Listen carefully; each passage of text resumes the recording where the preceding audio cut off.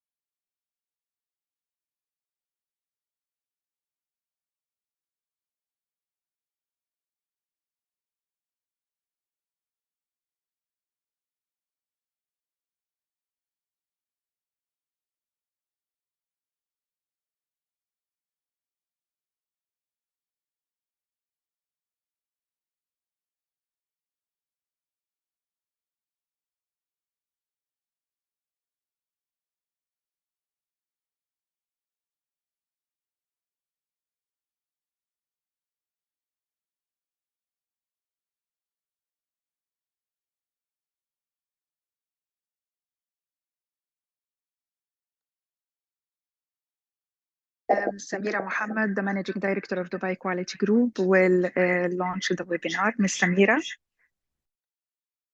Yes, thank you, Dua. Good evening, ladies and gentlemen, honorable guests, distinguished speakers.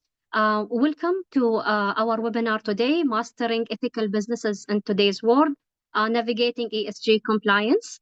We will be starting the webinar by giving you a very small brief about Dubai Quality Group. Then I'll hand over to the distinguished speakers to talk about the climate change and ESG practices, to talk about the best practices in terms of ESG, the non-compliant risk, and then we will be sharing EN group journey towards sustainability. So I'll just start with a brief company profile. Basically, what is Dubai Quality Group, and who are we as a group? We've established since 1994 under the guidance of His Highness Sheikh Mohammed bin Rashid Al Maktoum, the Vice President and the Prime Minister of the UAE and the ruler of Dubai. And our mission and vision was basically to spread the quality and the excellence culture within the Emirate of Dubai and within the UAE in general. Currently, we are operator under the umbrella of His Highness Sheikh Ahmed bin Saeed Al Maktoum. And we have successfully run since 1994. We have played a critical role in spreading quality and excellence within the United Arab Emirates, whether it has been in Dubai, whether it has been in Abu Dhabi, whether it has been in Ras Al Khaimah and anywhere in the UAE. We've been an instrumental in activating or in setting up all the excellence program, has it been government or private. Basically, now we are in line with the government, with the UAE and the Dubai government vision of the digital transformation, the artificial intelligence, and the journey towards being number one in all what we do. As a Dubai Quality Group, we are having different services. We're having our consultancy arm, we are having our training arm, and we are having our benchmarking arms. We are also having our awards. We currently run 7 awards in our portfolio. I don't want to take really long time explaining about the group. You can visit us at www.dqg.org to see and explore about our services and about our awards. Now I would like to hand over to Ms. Sumpul Zehra to actually start the webinar. Thank you.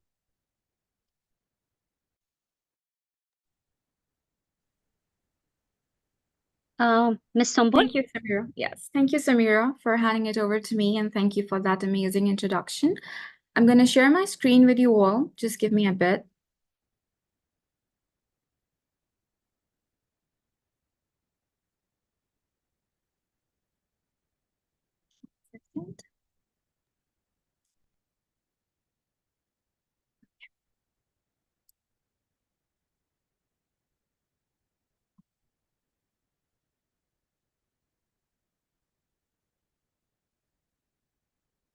I hope you all can see my screen and can Yes. hear me properly. Perfect, perfect.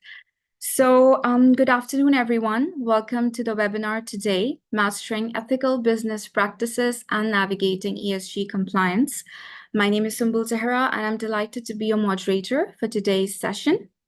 On behalf of the Dubai Quality Group, ABAC Group, also known as Anti-Bribery, Anti-Corruption Center of Excellence, which is an ISO certification body, and Corporate Research and Investigations, also known as CRI Group, I would like to extend a warm welcome to all of you and thank you for taking out the time and joining me and everyone else for this webinar today. So today's webinar's topic is of utmost relevance and significance. It will highlight the significance of conducting ethical business practices and its correlation with corporate governance and the environment. You must be thinking that how did we get to this fascinating topic? It is because the recent amendment to the standard ISO 37001, that is Anti-Bribery Management System certification, they have added the clause of climate change to this standard, and this is mainly due to the ever-growing interconnectedness between ethical business practices and environmental sustainability. We have an exciting agenda lined up and some distinguished speakers who will be sharing with us their invaluable insights. But we will get to that. We will delve deeper into that. But before, please let me allow me to cover some housekeeping items. First of all, the duration of the webinar, it will be 1 hour approximately. There will be a Q&A session after the presentations. You're most welcome to, ask the presenters about their topics, and also you can submit your questions in the chat. And if you face any technical difficulties, please feel free to mention in the chat and our support team will assist you. Now, please allow me to welcome our first speaker, Mr. Jaap Bastiensen. He is the Chief Executive Officer and Senior Partner at Nexus Climate. He will be initiating the webinar. He's our keynote speaker, and he will be covering the first part, the basic knowledge about climate change, ESG practices, what are the preventive measures that can be taken to combat the climate change issues, and what are the global ESG initiatives and regulations. So please allow me to welcome Mr. Jaap. The floor is yours. Please go ahead. Right. Thank you, Sumbul, and thank you for the organizers for deep diving into this always an extended, very important topic about ESG, but as well environment and sustainability. So in today's sessions, we'll walk you through a little bit about the environment, social, and governance.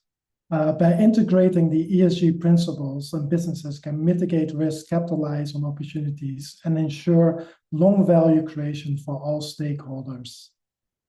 If we go to the next slide, I think it's really well known to everyone, and especially for those as well here in dialing in from Dubai, is really kind of the impact of the environment. So let's dive into some of the current events that are shaping our understanding of climate change and its urgent implications for businesses around the world. As we see here, we recorded the hottest temperatures where birds falling out of the sky. We encourage the floods. We experienced the floods here in Dubai ourselves as well, which has like a massive impact on businesses, but as well on health risk when it comes to health-related illnesses, mental health, rising sea levels, for example, and extreme weather are forcing communities really to relocate and to leading to kind of climate refugees. Now you think about, okay, what has this to do with sustainability? So if you go to the next slide, the climate change is really kind of refers to a change in the climate attributing directly or indirectly to human activity, altering the composition of the global atmosphere. So highlighting the climate change, which is really accelerating due to human activities, are one of the main drivers of what we're experiencing today. The temperature rise, for example, is really alarming, and immediate action really needs to be taken into place to limit to the 1.5 degrees above pre-industrial levels. And as we dive into that a little bit later, we'll see why that is so important.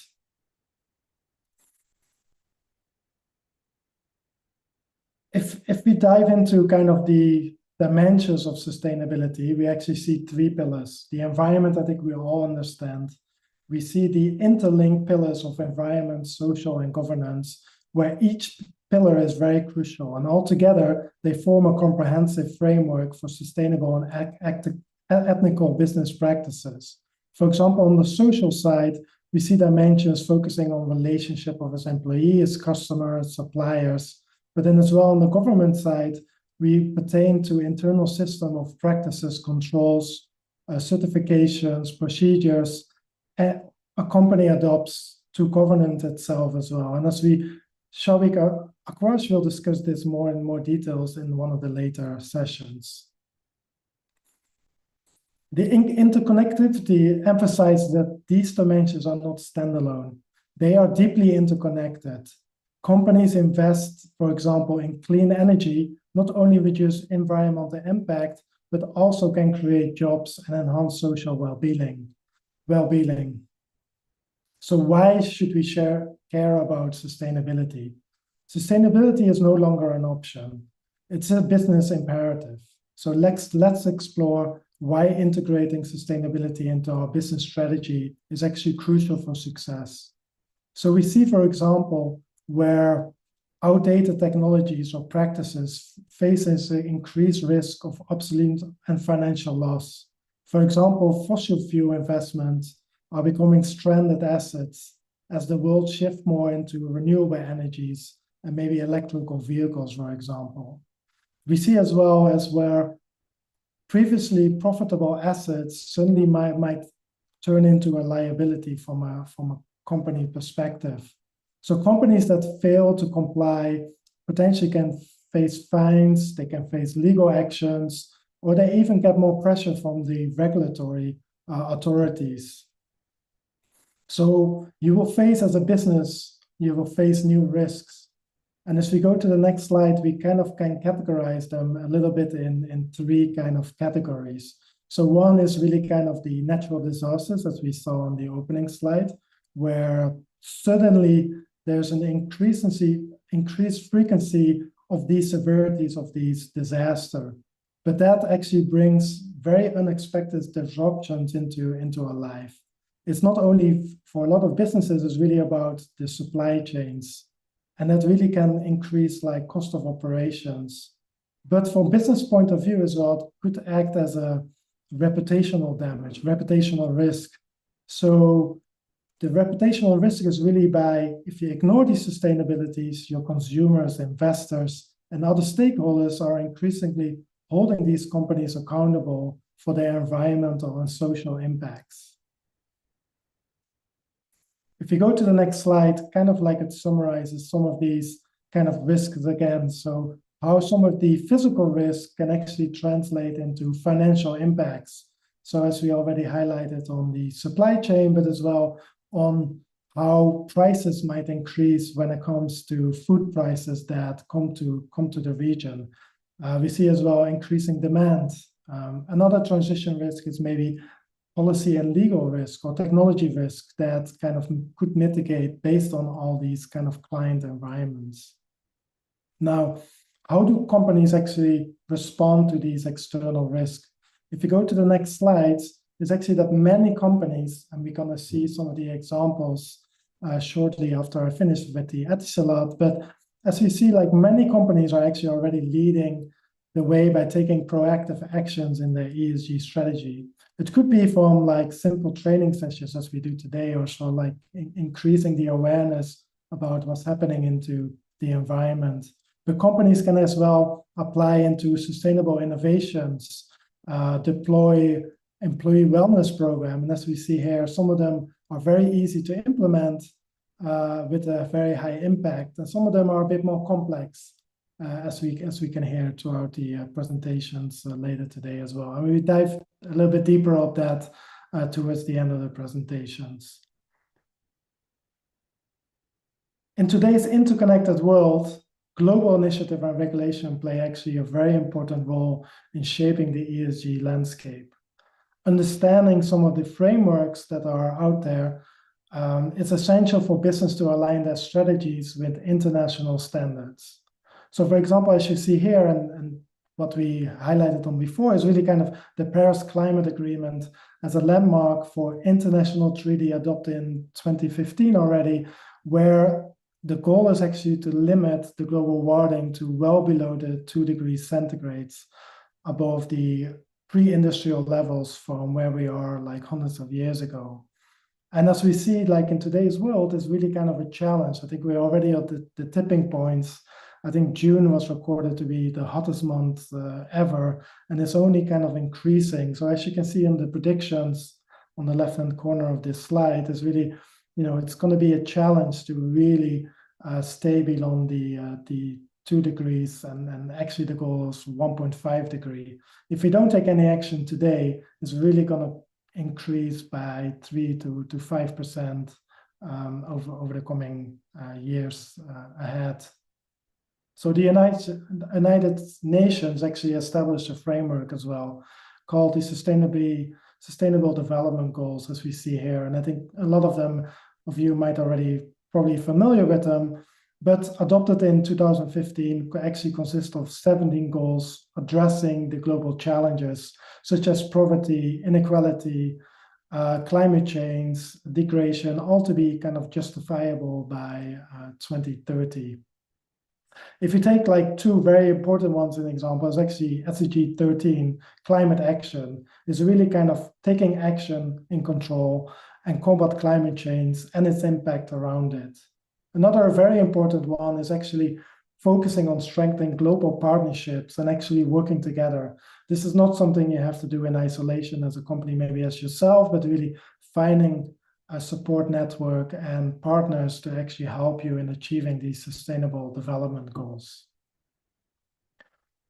If you go to the next slide, there are actually out there a lot of international frameworks establishing clear goals and standards to actually communicate these across the world. And as we see over the years, there's an increased awareness of implementing these standards.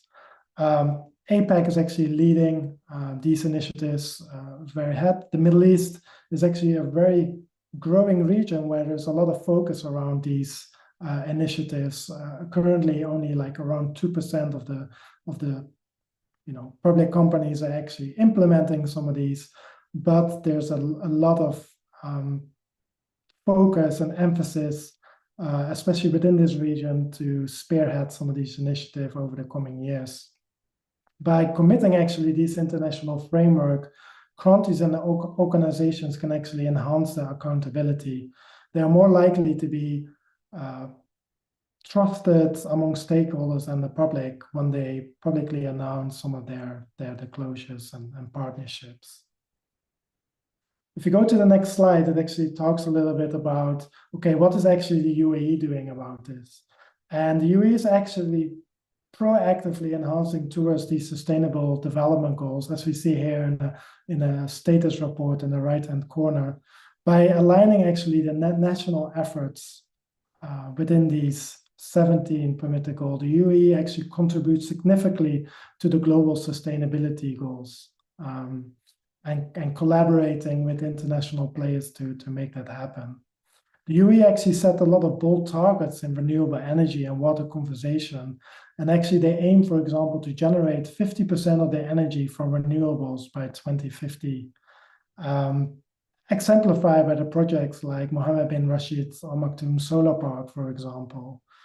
By 2031, the UAE aims to be transitioned to a circular economy, emphasizing the resource efficiency, waste reduction, sustainable consumption patterns within the UAE. The UAE leads with initiative projects such as Masdar and Expo City, striving for zero carbon urban development and advanced desalination technologies to ensure water security in this very dry region. So as you can see, there's a lot of initiatives taking place within the UAE, and through its initiatives, the UAE is actually strengthening its global reputation and influence, promoting partnerships for climate actions and sustainable development worldwide. And I think with this, it actually concludes a little bit kind of like a brief introduction about, the importance of sustainability. And I'll hand it over to my colleagues at Etisalat to actually hear about how they actually practically implemented some of these challenges and their sustainable efforts. Thank you, Jaap, for that insightful presentation. Next, I would like to introduce our esteemed panelists, Mr. Felix So and Mr. Andrew Dennett from Etisalat EAND. We know, as many of you know, that Etisalat is one of the renowned telecommunications entity in the UAE. And therefore, I would like to introduce Mr. Felix as the Director of Compliance Assurance and Governance, and Mr. Andrew as the Senior Vice President Sustainability at Etisalat. We would like to hear from you about your recent accomplishment of ISO 37001 Anti-Bribery Management System certification and how it is aligned with and enhances your sustainability efforts. So I'm going to hand it over to Felix. The floor is yours. Good afternoon, and it's a pleasure to be here. Next slide, please.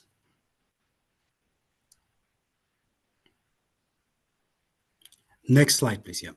Well, today in this first section of our presentation, we will try to look at how EN integrates ethics and compliance in the ESG factors to deliver stakeholder value. We would also look at our journey to ISO 37001 certification. Last and not the least, we would look at how EN justify its investment in sustainability initiatives and how it translates to our bottom line. Ethical leadership and culture is crucial to the ethics and compliance program and to our sustainability initiatives. At EN, we recognize and reward ethical behavior. We also encourage all employees and all leaders within EN to mirror ethical leadership and integrate our core values in their decision making. We promote a culture of probity, accountability, and good governance. We, as the ethics and compliance function, in collaboration with other assurance stakeholders within EN, we work closely to keep management honest vis-a-vis its sustainability commitments. Next slide, please.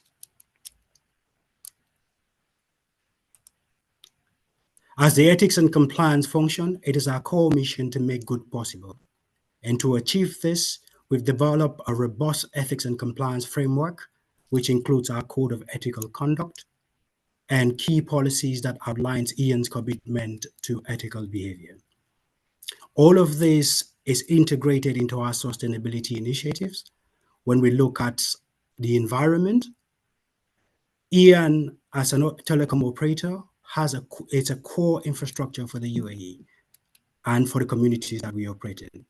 An adverse weather condition could impact this asset and cause a significant impact in these communities. To this effect, we are developing green solutions, such as making a transition to EV, looking at our fleet management, remodeling our refuse collection and disposal processes, and doing other things within this vertical to ensure that we meet our sustainability requirements. It is also important to highlight that social activism coming from our customers, our employees, or the broader communities that we operate in can have a significant impact on our share value and our reputation. To this effect, we've developed a comprehensive diversity and inclusion program within EN. We are looking at labor practices. We've updated our code of conduct to demonstrate our stance on child labor and modern slavery. At EN, we have a speak-up culture that we say, if you hear something, see something, you say something. We are customer obsessed, and we are working closely to review our compensation processes to ensure a fair remuneration practices within EN. Going to the governance element, which is core to what we do as ethics and compliance, we look at board's effectiveness and how it impacts the organization. we look at regulatory enforcement arising from the extraterritorial nature of the FCPA, the UAE Penal Code, and the ESCA Securities and Commodities guidelines on public joint stock companies. This is very important. So as to this, we've developed a robust ethics and compliance program, including an anti-bribery management system, which we obtained ISO certification with the ABAC Center of Excellence. We've also developed charters and policies to ensure compliance with the Securities and Commodities Authority guidelines for public joint stock companies to ensure effective governance. And this is a continual improvement process, and we're working with key stakeholders to improve our processes. Next step, please. Next slide, please. This is the crucial part, our journey to ISO 37001. We say compliance is a journey and not a destination. We conducted a gap assessment with the Center of Intelligence in 2021. We actually conducted equally pre-certification and stage 1 audit with the ICA, and with the ABAC Center of Excellence, we actually conducted the final assessment in November of 2023. The handover ceremony was in December of 2023, and we're proud to be one of the few companies in the region to have achieved ISO certification. This is a major achievement for a telecom operator, and we continuously work with the ABAC Center of Excellence to ensure that we maintain this certification and we continue to infuse ethics and compliance in all our operations within EN and the way we operate. Now, it is sometimes very difficult to articulate the contribution or to the bottom line when we make investments in sustainability initiatives. This is very crucial as we have to demonstrate to our governing body and key stakeholders that sustainability really matters. So looking at our improved MCI rating, this would in turn ensure that we have a better credit rating, improve share value, and at the end of the day, it would also impact our borrowing cost. Etisalat has been voted as a great place to work because of the diversity and inclusion and all the people as employee-related elements that we've developed within our program. So this in itself equally translates to reduced costs in terms of retaining employees and hiring new employees within EN. It translates directly to our bottom line. In terms of a regulatory oversight, we've not had any fines or penalties because when something do go wrong, the amount of regulatory fines and penalty and the damage to our reputation would be significant. When you translate this to the bottom line, we can use this as our path to ESG materialization to demonstrate how ESG initiatives and sustainability initiatives contribute to the bottom line. Last but not the least, EN has been voted as the fastest technology brand in MEA and the most valuable brand portfolio in the MEA region. This in itself can be used to demonstrate the materialization to our sustainability initiative within EN. As a collective, working in tandem with all the other assurance providers within EN, we make sure that we keep management honest vis-a-vis these commitments, and we make sure that we keep driving the sustainability agenda. So I'll pass it over to Andrew to give an overview of how we are working on within the sustainability space. Thank you. Thank you, Felix, and good afternoon, good morning, everyone, wherever you may be in the world at present. Look, this afternoon or this morning is about quality, excellence, compliance. I think Jaap gave a really good overview in terms of both regulation, but also the business case and where things are, wherever you may be working on these issues. I think Felix gave a really good zoom in to ISO 37001 and looking at the excellent work colleagues have done on that. I think from my perspective as a SVP for sustainability, so responsible for the sustainability program across EAND, which operates from Afghanistan to Morocco and up into Europe as well now. I think there's probably two things I just want to say to those reflective practitioners who are on the call.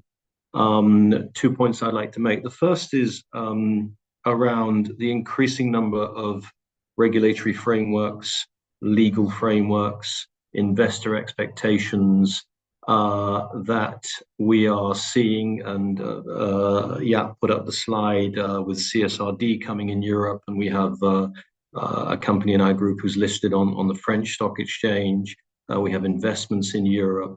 So that's becoming increasingly significant to us in the way we're thinking, IFRS and the regulatory frameworks that are coming around that. So I think that the number one thing that I am worried about probably the most in this area is the quality of our data. So in response to these increasing regulatory, investor, legal frameworks, we need to be confident that the non-financial data that we are reporting on, whether that's diversity, equity, inclusion, whether it's our environmental footprint, our non-financial data has got to have the same quality and assurance and validity as our financial data. And therefore, that really involves a number of things. Firstly, the platform that we build or that enables us to report effectively and efficiently has got to be as good as the platform which is used by the group for the financial reporting. In fact, there's a very strong argument of integrating your non-financial reporting into the financial reporting systems, because those who manage the financial reporting of the company, they've been doing that from the Medici onwards. The accountants, they understand how to report effectively. And if we're going to be measured by the investor community, as we increasingly are, on the quality of our non-financial data, then we have to be confident that the digital reporting platform that we have in place integrates smoothly with the financial reporting system, and that the governance and controls that are in place to make sure that our financial numbers are correct, we also want to utilize that governance framework to make sure that our non-financial reporting is correct. So if you put that into reality, what does that mean? Well, we have about 700 to 1,000 data points, basic data points that go into our annual report, and there are many sub-data points behind those. And so building a system that enables our non-financial data from all the companies in the group to be integrated into one reporting platform that is confident that data is of the same quality the financial data is a difficult and challenging space. But if this webinar is about quality, is about excellence, is about compliance, then at the end of the day, our sustainability program stands on the quality of that data. So give a very simple, example of that. We're currently developing our climate transition plan. So we announced our net zero targets, both at COP27 and COP28 for the whole group. And we're now going into the hard yards of business planning associated with each of those targets. Also looking at circularity, biodiversity, water, key elements that we need to address. And then also, again mentioned by Jaap, is the financial risks to the business of how we manage our response to the climate crisis. So what is the potential financial risks associated with the company, and of course many of our companies being in the front line of climate change. So bringing those numbers into a reporting system that is credible in the face of increasing regulation, increasing legal frameworks, and increasing awareness and interest from the investor community, so that, as Felix said, the likes of MSCI, CDP, Sustainalytics, and all the ESG ratings can understand our journey and believe that the data that we put in front of them is credible. So I think that's one thing in a webinar on compliance excellence, quality is the data for me. The second thing, reflecting on the webinar, comes to governance and building a governance framework which enables that data to be forthcoming, but enables what we say publicly to be being delivered through the company. So I think Felix gave a very good example in terms of how we were working in compliance across the piece in that first slide that he put up. I think when you look at it from a slightly different angle, which is a sustainability angle, then we have a subcommittee of the board with responsibility for our sustainability program. They sign off through resolution the work that we're doing. We've then established a sustainability committee of predominantly the management team, so 6 members of the executive committee, the management team of the global company are on the sustainability committee. They meet quarterly and they resolve the work from all areas of the ESG spectrum that we're working on and give us support and give us leverage in the business to go and do some of the complex work that we're doing. And then we have 2 subcommittees, one on social and governance chaired by the chief legal officer and one on the environment chaired by the chief technology officer. So I think putting in place, you're not going to have quality, excellence, compliance if you don't have a governance system which has the key stakeholders in the business driving that agenda forward. And then I think the final point I'd make, which is directly related to the governance, is all of this work is done in collaboration. The sustainability agenda is not an agenda of my team; it's an agenda of the whole company, and therefore audit and risk are a critical partner in what we do, in measuring what we do internally, and providing us with support in continuing to focus the company on these critical issues. And then I think the second thing which we will be doing for the first time as a company this year is external assurance. So looking at the reporting that we do, considering what are the most material areas that in amongst those 700 plus main data points. But you can't mark your own homework. You have to have external assurance if you're going to, coming back to the first point, have credibility in the data and credibility in what you're saying you're doing. Then you've got to invite external assurers. And if you're inviting external assurers in, then you've got to be absolutely sure that the people who are collecting the data know the framework in which they're operating, know the policy that they're collecting the data to, and have been trained to do so. So, look, I mean, we could go on all day, but I think that the 2 main points I want to leave you with is number one is the data, and that increasingly and already we're being measured on the quality of our data, and to focus on excellence and compliance, we need to focus on data. And secondly, to focus on that compliance, we need a governance framework that is robust, that is fit for purpose, and that enables the sustainability agenda that we're all working on to be driven throughout the company effectively and efficiently. So I'll stop there and hand back to Sunil. Thank you so much, Mr. Andrew and Felix, for that insightful and valuable presentation. Now it's my pleasure to introduce our third speaker, Mr. Shoki Avash, who is an AML, CFT, and sanctions expert. He's got a wealth of experience in addressing how unethical business practices impact our environment as a whole, and he'll be talking about the negative repercussions on unethical business practices and on the environmental sustainability.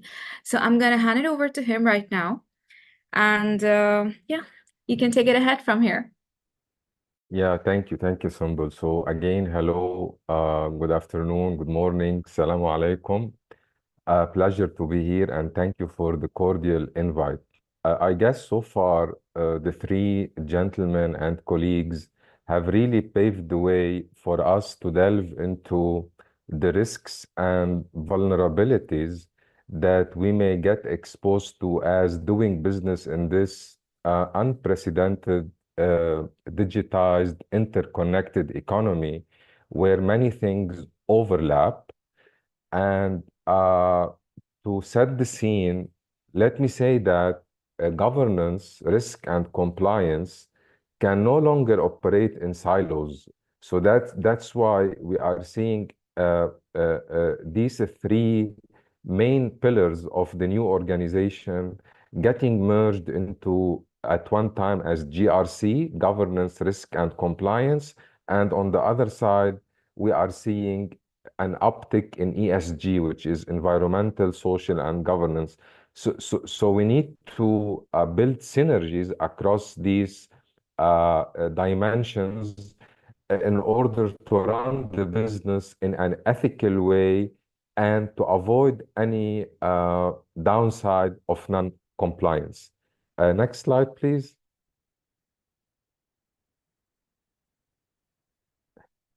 And first and foremost, I mean, it's good to have procedures, to have the laws, to abide by the laws, but creating an inner motive, which is the culture that should be fostered across organization, is to have an ethical workforce joining any organization, whether it's a financial institution, whether it's a service company. So we need to look for integrity and ethics among our capital human talents as a basic start or as a baseline to run ethical and a governance-oriented business. Second slide, please. Now let me try to walk you through the education or the learning curve that organization needs to acquire to stay abreast of the new regulation, which, as mentioned earlier by Felix, I guess he alluded to the extraterritoriality. He alluded to couple of regulation that may implicate the business when doing a contract or procuring business overseas, because these laws go beyond the boundaries of the issuing state or the issuing agency in a certain country. Couple of examples are the Foreign Corrupt Practice Act of the United States, the UK Bribery Act, and on top of that is the Office of Foreign Asset Control Regulation, which may implicate US persons as well as non-US persons. And here we should focus and heed the risk of extraterritoriality. So to start with, we need to understand that there are international conventions binding anti-bribery and corruption. It's not coming from vacuum. There is a United Nations convention called UNCAC, which is the United Nations Convention Against Corruption, requesting countries joining this agreement to report and to exchange information on corrupt practices. So this is a network and mechanism that is working to help the world uproot corruption and bribery. Second, the UNODC, which is a basic arm of the United Nations based um, uh, in Vienna, it talks about stolen asset recovery. So embezzled assets can be recalled at one point in time when there is robust financial intelligence unit working. When you have corrupt practices, jurisdiction can repatriate these assets back to taxpayers who have the right to enjoy this money for services, whether it's in education, in health, in good roads, in good transportation means. Also, lately, there was a sanction regime rolled out by the US Treasury called the Magnitsky Act, specifically targeting corrupt politicians and the human rights abusers. So for organization, for banks, onboarding customers, they need to know that their customers or even their customer, or sometimes known as the supply chain, that these guys are not involved in corrupt practices, because having these on board or having accounts for these guys will really bring risks to the organization. So we talked about the Foreign Corrupt Practice Act and the UK Bribery Act.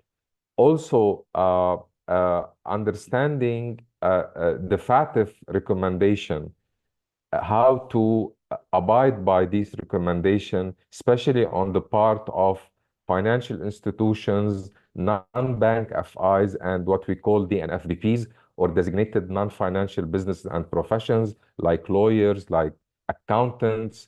And in the previous presentation, we talked about external assurance.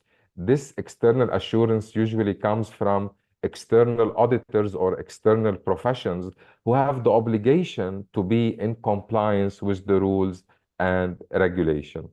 Next slide, please. No, you have to keep clicking, I guess, to switch to the slide that comes next. Yeah. Also, another challenge for us is the ever-evolving nature of predicate offenses known as the original crimes, because there is always an original crime happening before, let's say, money laundering, like fraud, like environmental crime.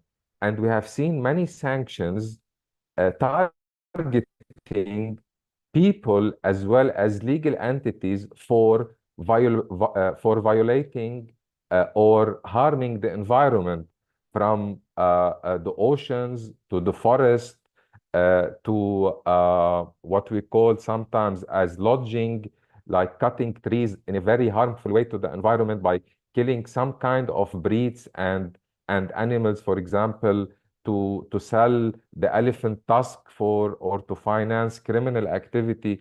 So all of these predicate offenses should come or be incorporated in the enterprise-wide risk management framework for organization to be behaving and acting as a good social citizen, or within the corporate social responsibility framework. Next slide, please.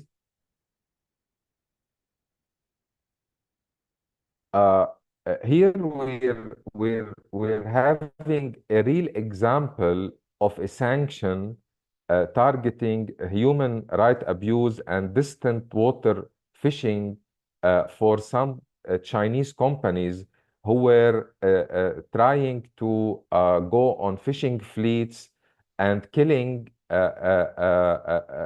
or being involved in random killing of fish and threatening ocean fish life and and everything, the ecosystem beneath the water.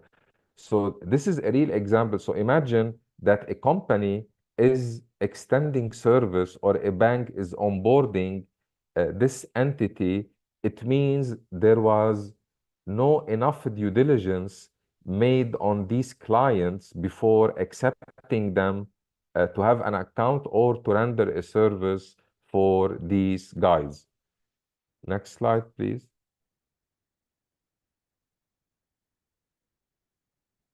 So let me just wrap up why the sanctions were imposed on specifically this Chinese company.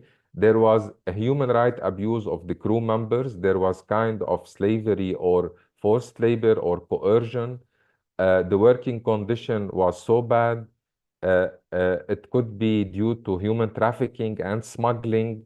And in addition to this, or on top of that, is the environmental and socio-economic effect of climate change. So when you harm the environment, future generation will be paying the price for, as mentioned earlier by Gap, in rising temperature, rising sea level. So we're seeing that I come from a banking background, from a compliance background, and we're talking the same language like my three colleagues. So everything is being blended to have a more robust GRC ESG systems.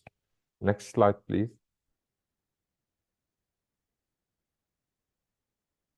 Also, regulatory agencies and United Nations agencies are zooming in on these issues. For example, there was a wonderful paper or research done by United Nations Office on Drugs and Crime, talking about corruption through waste management called cash in the trash, because many countries, unfortunately, sometimes try to get rid of their waste or the garbage collection, and they dump them in the sea, in the ocean, or in landfills that do not comply with safety standards.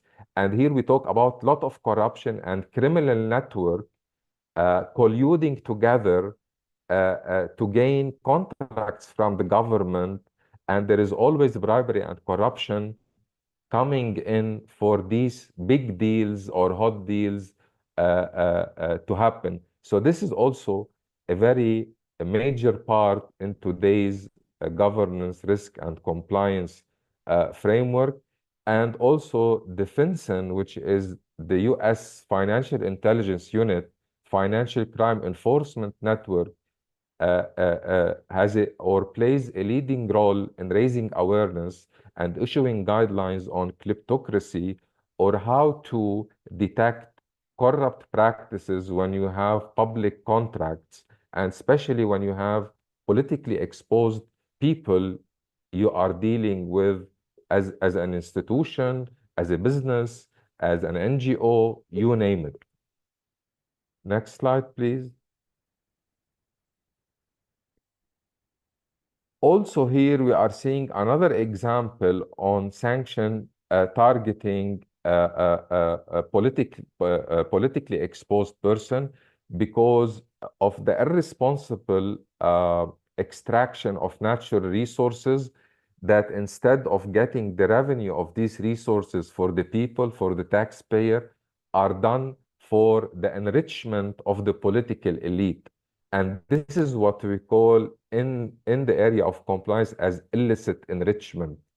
So preventing the taxpayer from enjoying a decent life, these resources are being exploited in the benefit of the elite. And this is how many sovereign or autonomous sanctions are fighting this phenomena by imposing sanction on these officials. Definitely, organization need to know how they build a transaction or enter into a contract with these guys, because again, they will be attracting risk to their business. Next slide, please. Another thing that we need to do is to know the other side of the transaction, like know your customer and know your vendor, because sometimes we're dealing with a guy or an entity which is in itself violating the sanctions. So it's not only to know my customer, but I need to understand and practice and exercise due diligence and even enhanced due diligence on my suppliers, to know they are not procuring goods, let's say, from sanctioned countries, from sanctioned companies. They are not dealing with dual-use goods or goods that can be used for civil and military purposes at the same time. Next slide, please.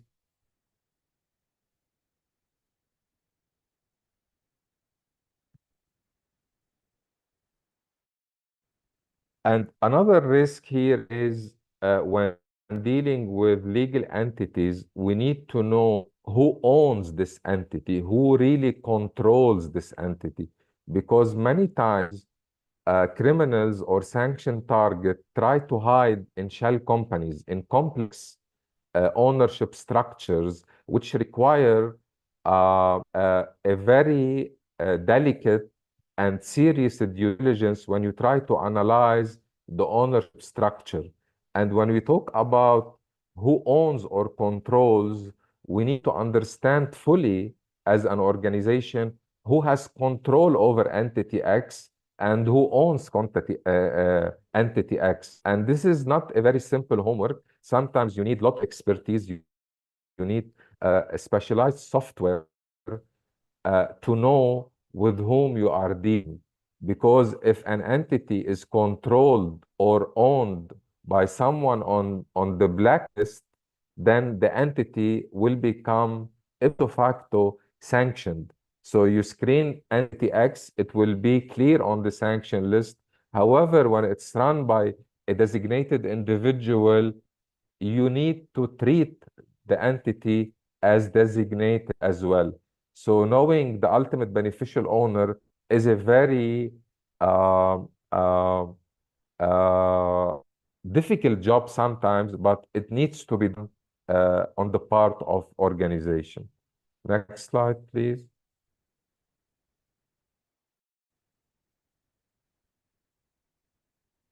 Yes, just one last remark on this slide is that what adds to the complexity of identifying at the end of the day is the difference in regulation. The US law is different from the EU law. For example, the EU law looks more on the control prong more than the US law does. And even the ownership threshold are different under the US and the EU. Next slide, please.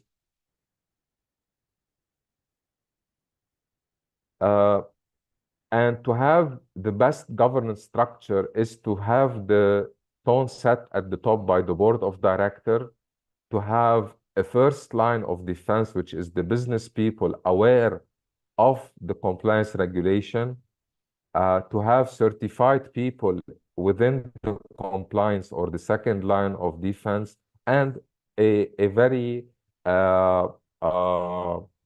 let's say, well-developed internal audit function, which is independent but not isolated from the business. So when we say independence, we don't mean isolation.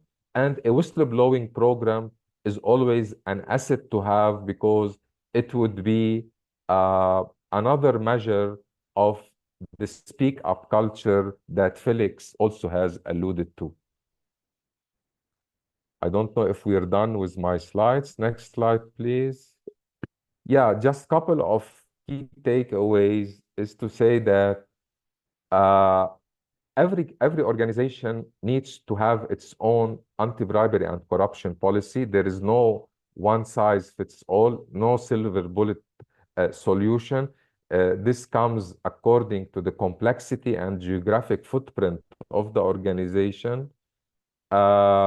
Also, when we talk about sanction, we need to always remember they are strict liability, regardless of your intent. If you violate the sanction, you are liable. And correspondent banks, mainly in the European Union and the United States, are becoming so keen on knowing how their counterpart fight anti-bribery and corruption. So they go very deeply in their visit or in their one-on-one compliance interview, trying to know how their counterparts build their policies, what is reported, what's not reported, and everything about bribery and corruption risks. Thank you.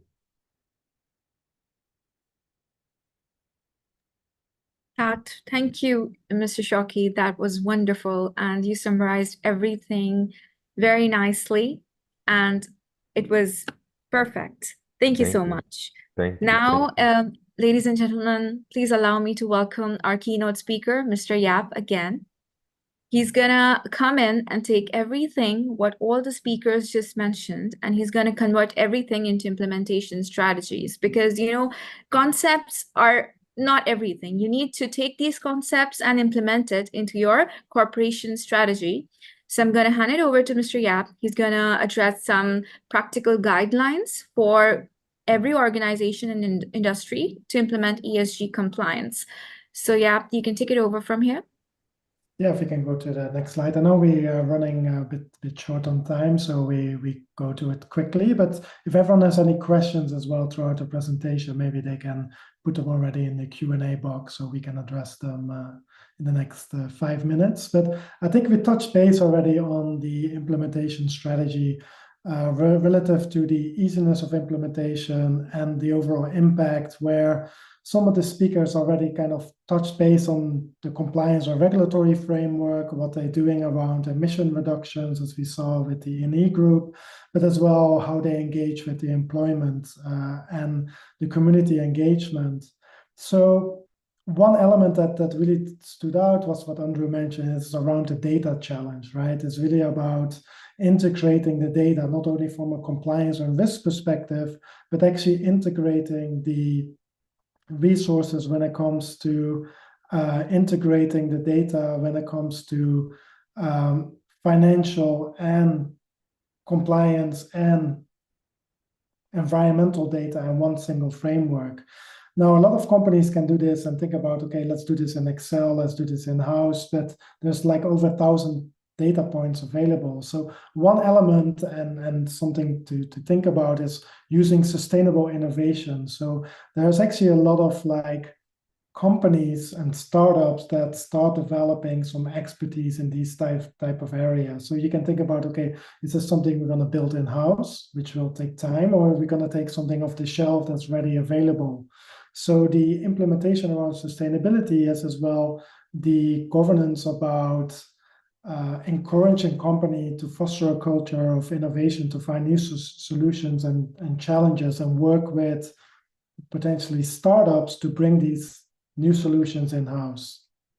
If you go to the next slide, we talked already about the compliance and risk framework to kind of implement and showcase to the outside world by achieving ISO certifications, attend compliance training, but as well think about and regular update in-house about practices and new regulations.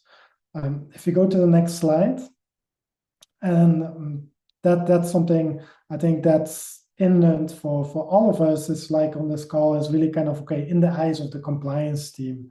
I think as we saw, it's not a sprint, it's a marathon. It takes time it's a long journey to align internal stakeholders. I think as Felix mentioned as well, sometimes it's about the bottom line and to showcase that sustainable solutions as well can create alpha in that sense to improve return on investment.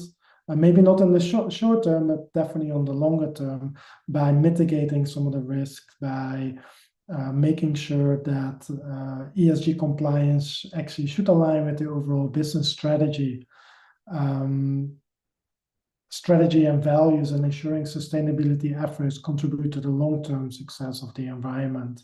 And as we see here, we walk through it maybe very quickly, is really kind of like a 5-step approach on how you kind of go about it. Okay, first is assess the current assessment. Where are we today? And how do we go from A to B? That's kind of like basically what this diagram actually says.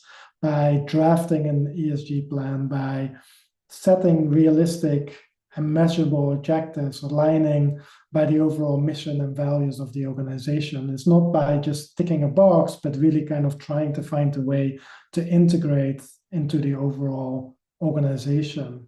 And then I think, as Andrew mentioned, it's really about like data-driven. So use data to kind of prove out some of these measures, measure and respond to it. So trying to stay agile around that in those kind of environments.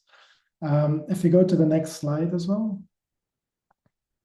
And it's probably like what we all touch base on and what kind of come out of the presentation is really kind of the triple lens around the ESG compliance. It's the regulatory side on one end, the different industry. Why does it matter? Because like there are industry specific guidelines and benchmark that are maybe very unique to the industry that you work in.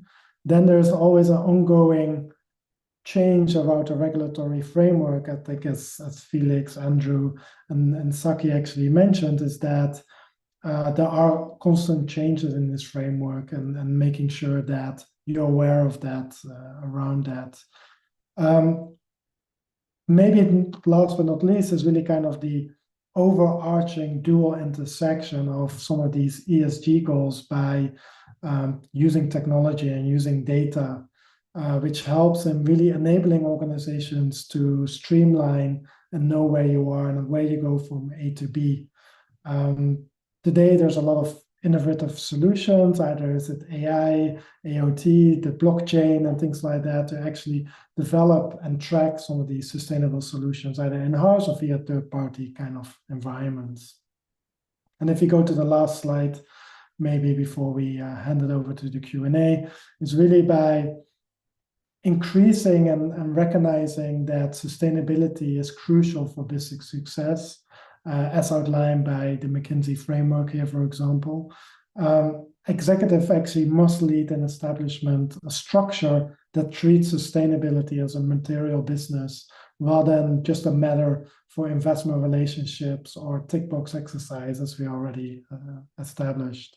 But then as well, the companies actually should organize a sustainable efforts around specific topics that are material to their unique business values and propositions, rather than have a one-size-fits-all approach in that sense. This modular design allows for agility, which is important to kind of change to the always changing environment, either from a regulatory point of view or sustainability point of view. But then as well, empower decision-making processes on the right level. So centralized sustainability teams should have actually more decision-making authorities to drive change and set corporate-wide sustainable agendas rather than having to rely on third-party organizations. And as we see here, education is always on the forefront of these kind of initiatives to bring awareness to everyone in kind of this ecosystem. And then hopefully over time, supply chains will continue to evolve into kind of circular economies that things are kind of more sustainable and agile across the way. I know we went to it relatively fast. There must be probably questions as well along the way. I know we want to wrap it up as well in the next 5 minutes, so to give everyone has to go to the next meeting. So I hand it over back to Sumbal, and thanks again for putting this session together. Thank you so much, Jaap, and everybody for their valuable insights. Now we have some time to go ahead for the Q&A session, and we already have 2 questions that our audience have asked already. So, and we encourage more people, if they have any questions related to the presentation presented by the speakers or the related topics, please feel free to be interactive and engaging and ask these questions personally or in the Q&A box. So we already have 1 question over here. The floor is open. Any speaker can take up this question. So the first question is from Mr. Balakrishnan. He's asking that many not ethical business people and the culture, I mean, it's not framed properly, but I think he's asking that the company culture, usually the company cultures are corrupt and they accept these, these unethical practices that usually, affect our environment and climate change.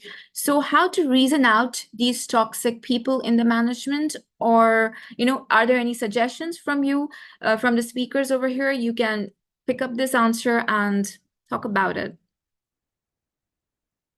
If you allow me, sorry, Felix, go ahead. All right. Just the first most important thing, we say culture eats strategy for breakfast. So it is important that we have the right tone from the top, from the governance body, which is our board of directors and leadership. I'll take a case in question, Ian. Ethics and compliance reports functionally to the board. So which means that we can bypass certain activities within the organization to report directly to the audit committee if we see something that is going wrong. Equally, the board has oversight over all our sustainability initiatives, as well as the ethics and compliance initiatives. We have a management committee called the Ethics and Compliance Steering Committee, which oversees all ethics and compliance matters. So if we have a situation of ethical or unethical individuals within the organization, it will be escalated and they'll be taken out. We have a comprehensive investigation process as well that we can go through to make sure that this is corrected. I don't know if that answers your question.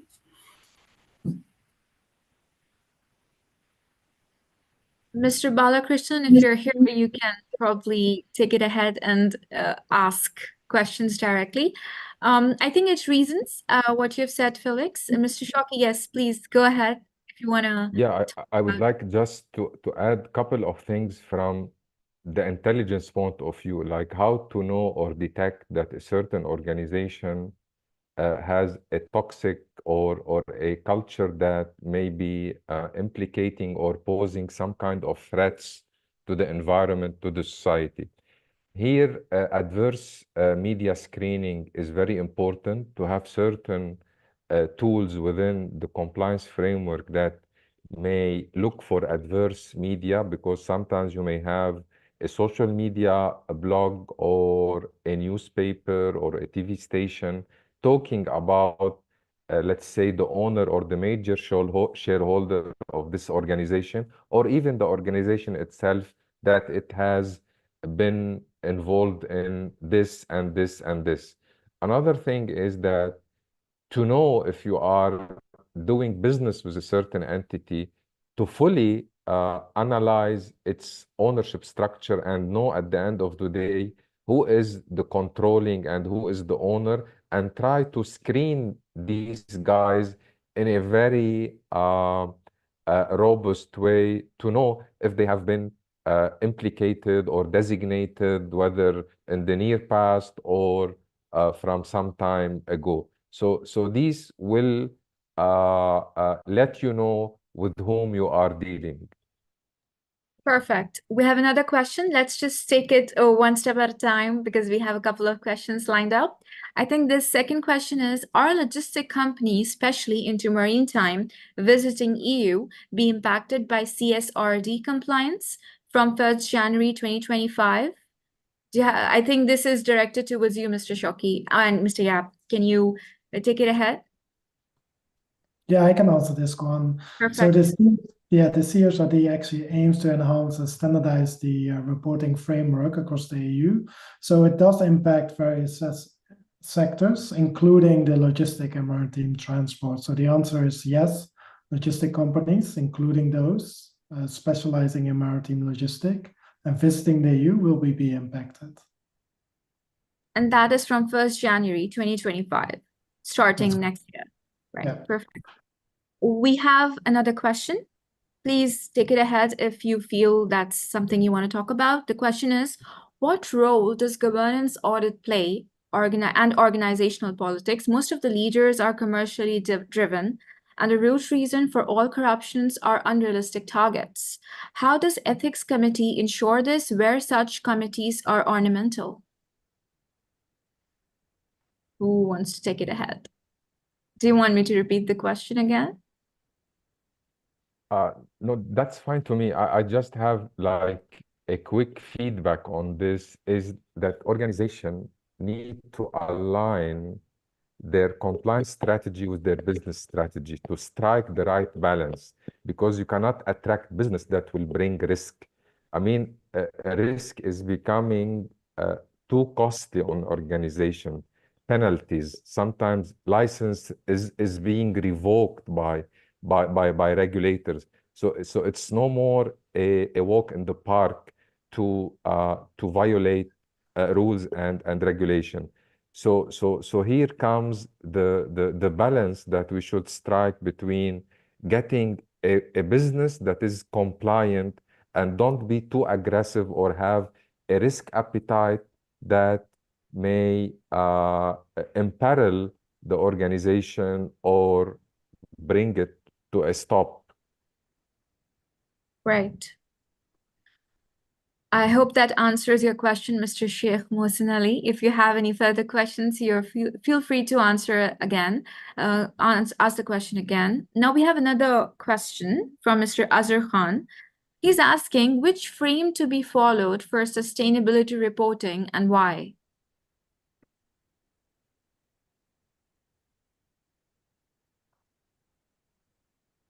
Which frame to be followed for sustainability reporting and why?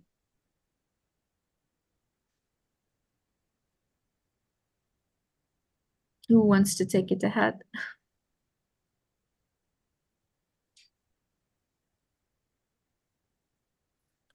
Sorry, I had some issues with no worries. Zoom.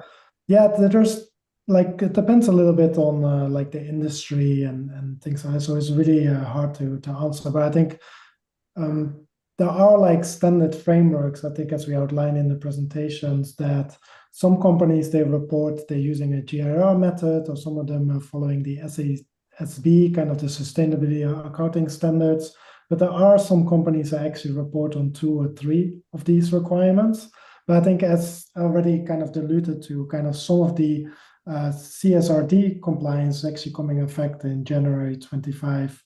So often there's like special softwares that are actually doing this for you, or accountants that actually translate some of these requirements into the regional or local requirements by default.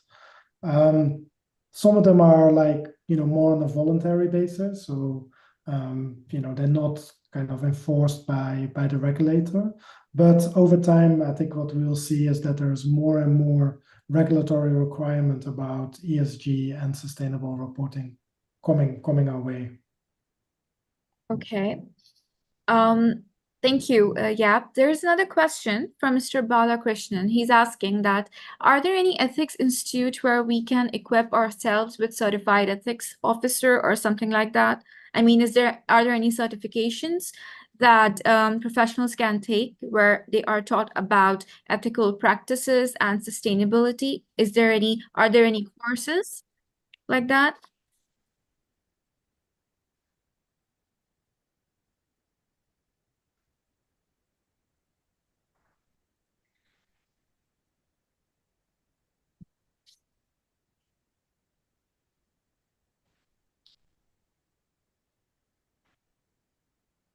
There is a question where Mr. Balakrishnan asking that any ethics institute where we can equip ourselves with certified ethics courses? I don't want to delve into marketing for other institutes here, but usually what maybe the audience is more into conducting business in an ethical way or business ethics. I would say that there are many esteemed institutions which roll out courses revolving around corporate governance.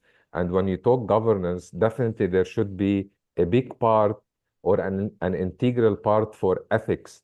So maybe there is no a standalone ethical course, but definitely everything within the realm of corporate governance will definitely cover business ethics, like what are the customer rights, the customer duties, transparency, reporting, disclosure. All of these kind of ethical ways would be, I would say, would be under a general corporate governance course.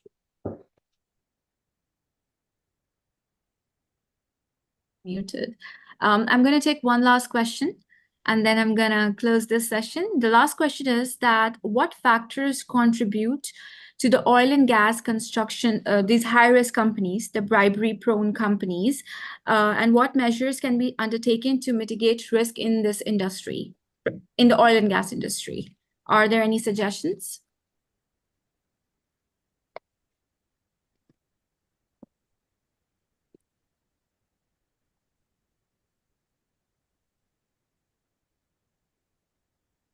I don't know if the colleagues have any intervention to make, but from an AML sanction background, the oil and gas is an industry under spotlight.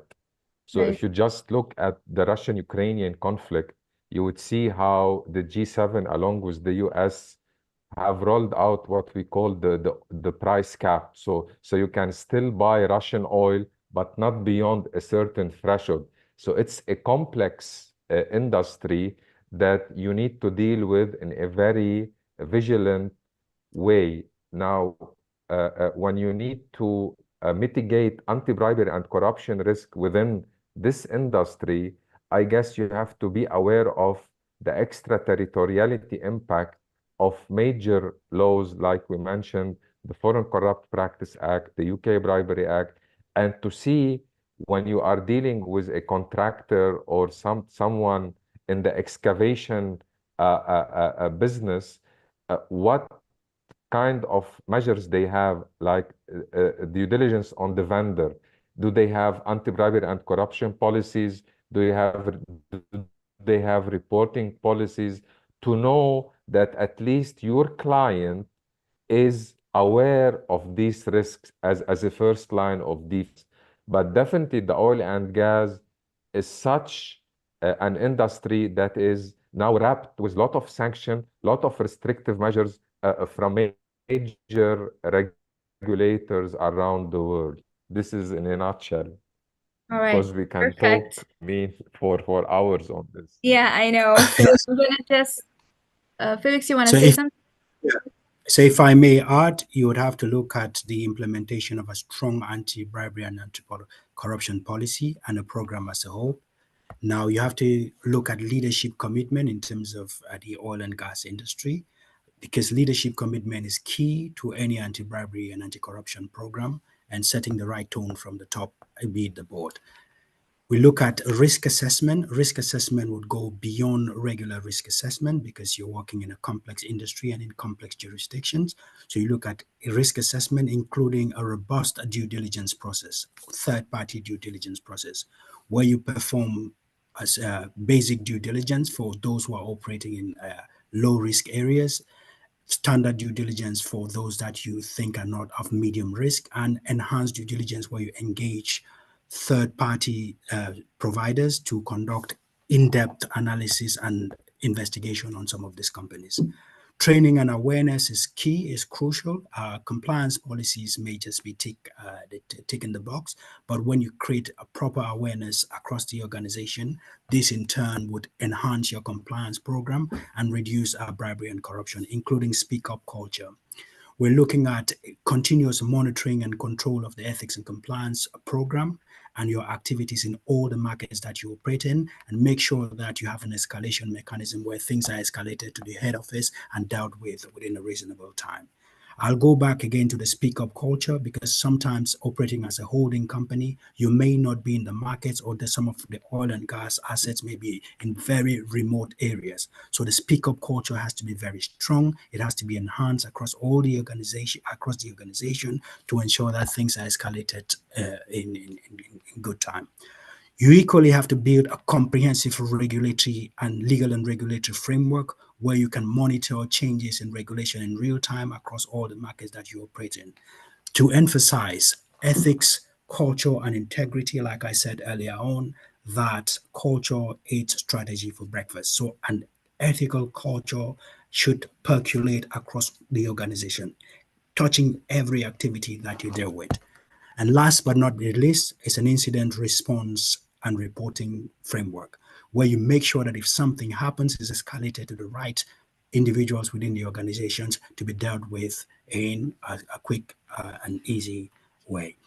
I think that in a nutshell, that would enable you to have a comprehensive program that would respond to such concerns when they do come up. Thank you. Thank you, Felix. Now, I would like to wrap up the webinar. I would like to thank our panelists, first of all, Mr. Felix, Mr. Andrew, Mr. Shoki, and our keynote speaker, Mr. Yap, for gracing us with their presence and for sharing their valuable insights. I would like to thank our audience for making this webinar so engaging and interesting. Towards the end, it got really, really interesting when people started asking questions. And today, I just want to wrap up what we learned today, what we discussed today. So this webinar was about integrating ethical business practices into our sustainability efforts. And we talked about, all our speakers touched base on the real-time climate change occurrences that are happening today. We talked about how this is linked with unethical business practices and what are the negative repercussions. Mr. Felix and Mr. Andrew talked about their sustainability efforts, EAN's sustainability efforts, because they've been at the forefront of their ESG initiatives. We talked about due diligence practices and external assurance that is required to put in a sustainability framework in place for the corporations. And in the end, we talked about the whistleblowing culture. Felix highlighted that there is a high importance of ensuring there is a speak-up culture in the corporation, so that people, the colleagues, the employees, are entitled to talk about any unlawful or illegal incident that occurs in the company, so that the issues can be resolved. That was amazing. Thank you so much for joining us for the webinar. We appreciate everyone, the panelists, the audience. We look forward. If you have any questions, feel free to ask us. You can have our email ID. We'll share it with you. You can share your details with us, and we can answer those questions as we can. And we look forward to seeing you again in our future events. Thank you so much for joining us. Thank you.